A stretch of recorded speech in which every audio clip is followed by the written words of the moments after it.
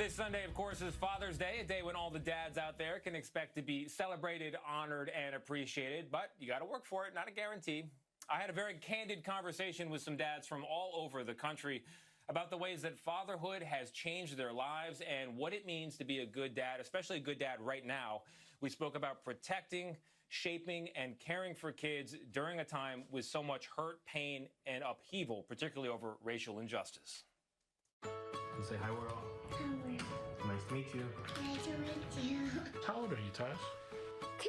2, hey! And these are our 3-year-old twins, Alexandra and Zachary. When did you turn 3? On my birthday.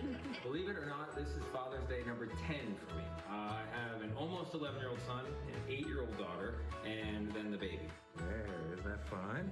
Welcome to our world. Okay, let's do one more finger. Amazing.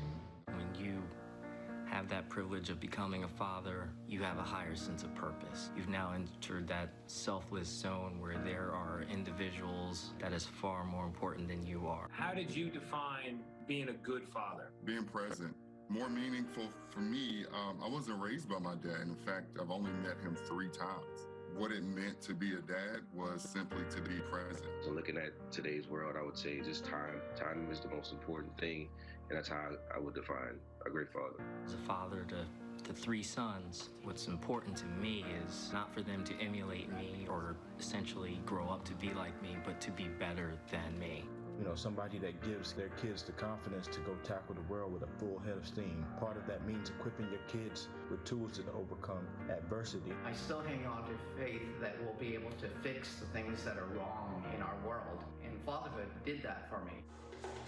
Being a Latino Puerto Rican father has definitely opened my eyes. I am educating my daughter to be a citizen of the world and to look at things for what they bring to the table and not based on appearances. Being a dad of color comes with a level of pride that I don't think that anybody will understand unless they are a dad of color. I'm very mindful that I have a black daughter, and while that is the best blessing in the world, it can also be something that I'm very scared of. There's so much that I want to tell her about the reality of things. I want her to know how the world works for people like her, kids that don't look like her.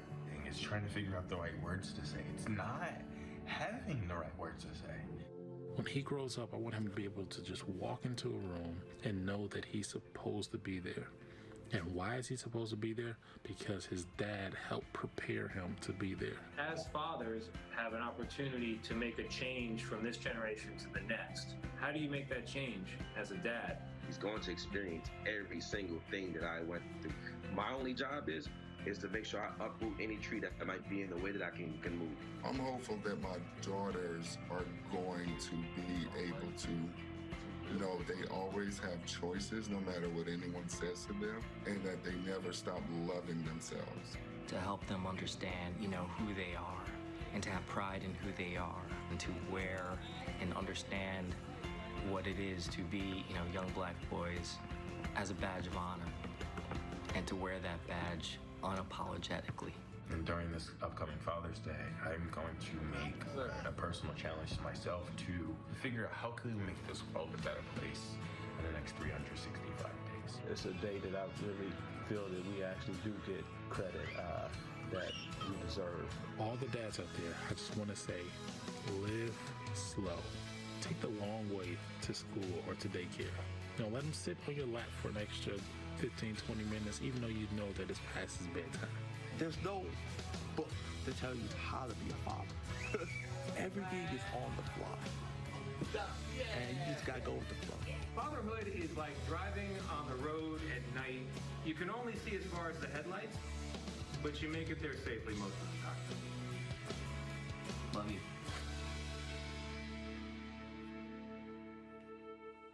Great picture.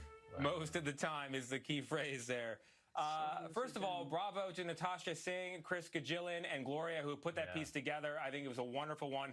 And Gail, I know you like to rag on my nerdy dad footwear, but my Father's Day gift has already arrived, and it is more nerdy dad footwear. Yeah. I was going to say, Tony, this is 2020. You don't need to wear Birkenstocks and Birkenstocks and socks. But okay, whatever you guys like at your house. But listen, lovely tribute to your mother, and now a beautiful tribute to you and Anthony on this Father's Day weekend. Congrats. Beautifully done. Thank you, Gail.